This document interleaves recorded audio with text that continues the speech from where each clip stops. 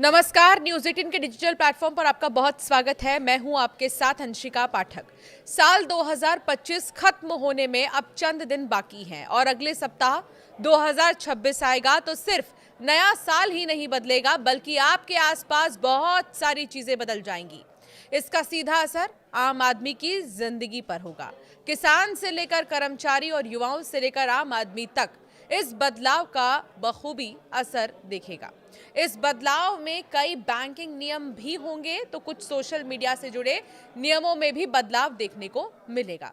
वैसे तो हर साल कुछ नए बदलाव होते ही रहते हैं, लेकिन इस बार साल 2026 अपने साथ कई बदलाव लेकर आ रहा है। सरकार लंबे समय से सोशल मीडिया और डाटा को लेकर गंभीर हो रही है और अब नए साल में सोशल मीडिया से जुड़े कुछ नियमों में भी बदलाव किए जाएंगे। इसी तरह बैंकिंग के नियम भी लगातार बदलते रहते हैं और इस बार भी जनवरी महीने से आपके बैंक कुछ नियमों में बदलाव करने जा रहे हैं। आइए एक नजर डालते हैं इन बदलावों का आपकी जेब और जिंदगी पर क्या असर पड़ सकता है।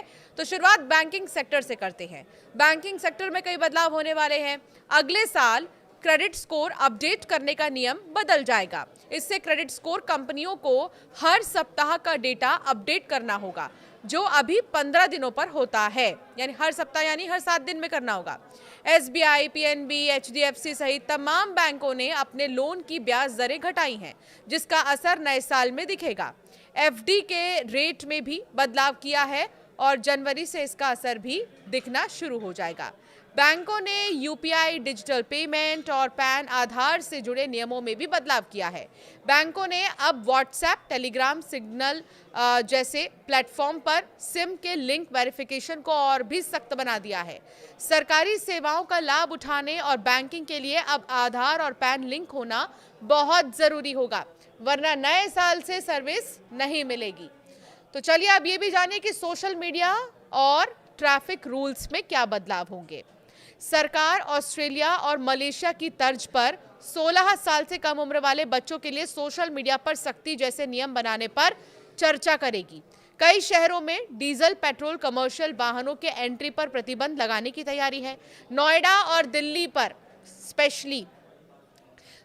दिल्ली में प्रदूषण पर रोक लगाने के लिए पेट्रोल वाहनों से डिलीवरी करने पर प्रतिबंध की तैयारी है।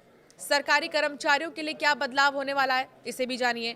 1 जनवरी 2026 से 8वां वेतन आयोग लागू होने की उम्मीद है, क्योंकि 31 दिसंबर को 7वें वेतन आयोग का प्रभाव समाप्त हो जाएगा।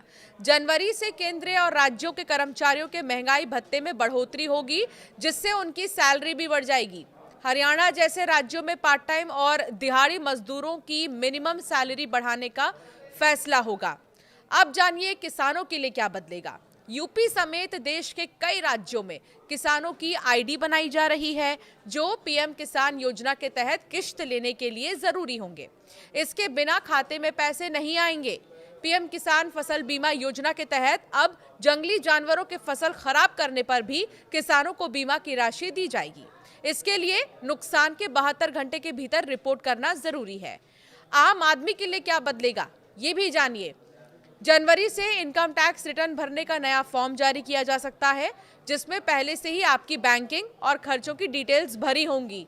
1 जनवरी से LPG यानी कि रसोई गैस और कमर्शियल गैस सिलेंडर की नई कीमतें लागू हो जाएंगी। 1 जनवरी को हवाई ईंधन की कीमतों पर भी बदलाव होगा, जिससे एयर टिकट की कीमतों पर असर पड़ सकता है। इसके अलावा रेलवे ने भी ये कह दिया है कि अब आपके टिकट्स महंगे हो सकते हैं और इसे जो है कहा जा रहा है कि बहुत ज़्यादा अपडेट होने की ज़रूरत है। इससे अगर आप कहीं भी ट्रैवल करने वाले हैं तो ज़रूर किलोमीटर्स के हिसाब से अपने टिकट्स की कीमत को एक बार चेक कर लें, क्योंकि 26 दिसंबर के बाद से ही ये शुरू होने वाला है। तो आपकी राय क्या है इन बदलावों पर, आप कैसे देखते हैं इसे, ज़रूर हमें कमेंट कर बताएं।